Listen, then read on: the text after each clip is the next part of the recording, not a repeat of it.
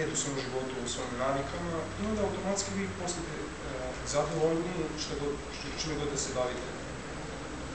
Još ako imate tu paradigmu da je svaki dan jedinstven dan, specijalan dan, samo ga danas živim.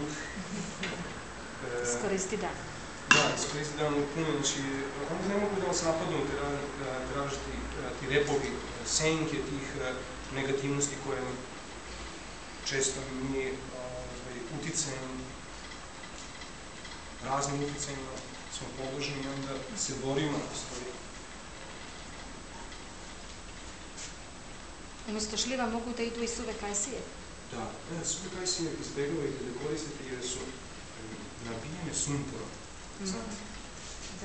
Transport, većina su puno sumpora, izbjegavajte da ih kupite prema moj savjet. Šta ide još u... Urme, možete staviti urme, znači jagode sad dolaze, maline, kupine, možete i smrznuto nekada stavite, ali najbolje sve sveže. Kruške. Jel se stavlja, ne znam, beli jako važno da crni? imate anis. Da imate anis, ako ne i komorač, onaj krupni anis isto, okej. Nego će biti slatko, ili? Biće i slatko i ljuto. Kaže se da čak treba da bude toliko ljut da ne možete da ga jedete i toliko sladak da ne možete da prestanete da jedete. A opet kažem ljuto čini da se slatko lakše varite. Na primjer, lubenica je inače jako teško za varenje i čak se preporučuje da lubenicu jedete sa čilijem, sa biberom, da bi se lakše sladili.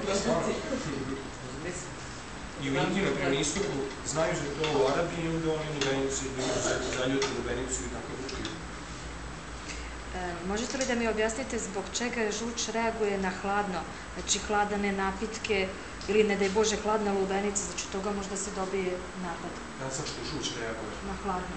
Hladna jela, hladni napici. Točno, zato što žuč je, kako da kažem, esencija vatre kao, znači jetra, žuč, želudac, oni su, što se nazivaju sad mi...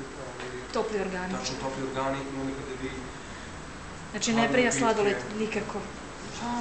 Sladoled je najgore stvar koju možete jesti, prosto zato što je koncentrisana sluzu, kapak, velika koncentracija, svako i najgore kombinacije. Dodajte mi džumbir. Možete.